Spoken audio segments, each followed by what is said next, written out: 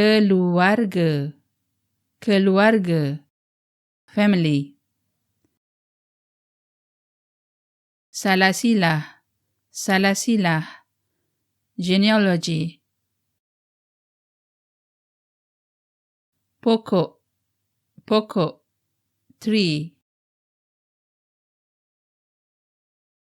Salasilah keluarga, salasilah keluarga, family tree. Genealogy. Ayah, ayah, or bapa, bapa means father. Ibu, ibu, or emak, emak, mother.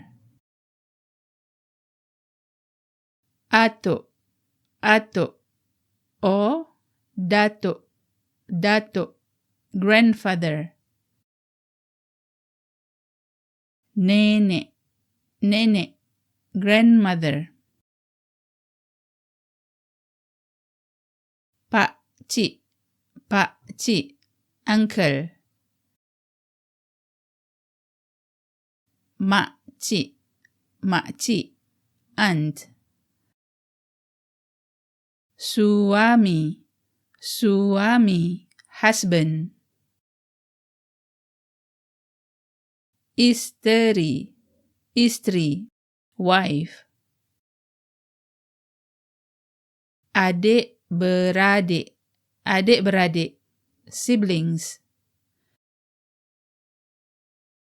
Adik lelaki,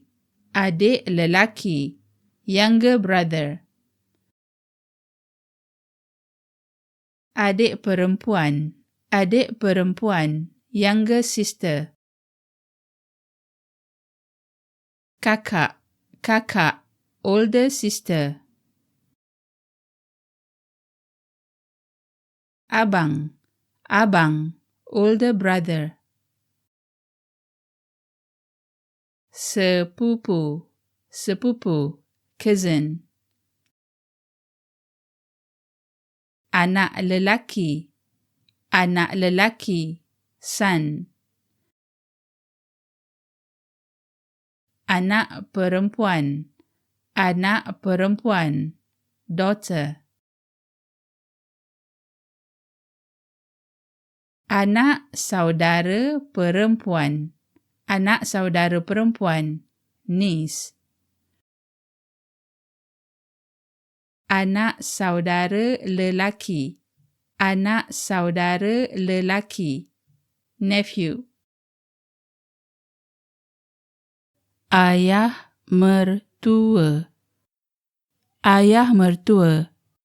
father-in-law. Bapa mertua, father-in-law. Ibu mertua, mother-in-law. Emak mertua, mother-in-law. Menantu lelaki, son-in-law. Menantu perempuan, daughter-in-law.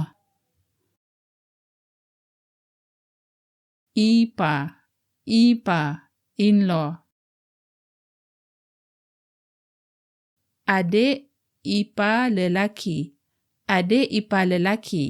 younger brother-in-law. Adik ipar perempuan,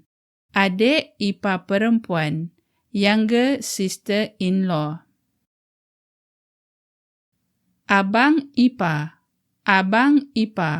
older brother-in-law. Kakak ipar, older sister-in-law. Cucu lelaki, grandson. Cucu perempuan, granddaughter. Cucu-cucu, grandsons and granddaughters.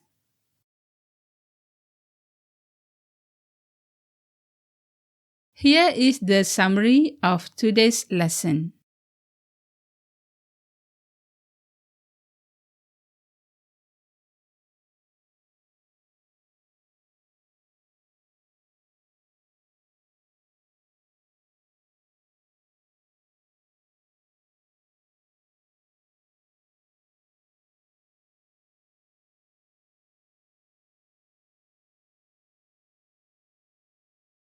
Well, we have reached the end of today's lesson.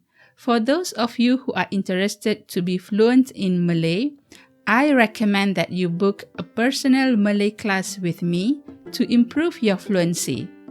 You can book the class through this link here. Well, until next time, terima kasih dan sampai jumpa lagi.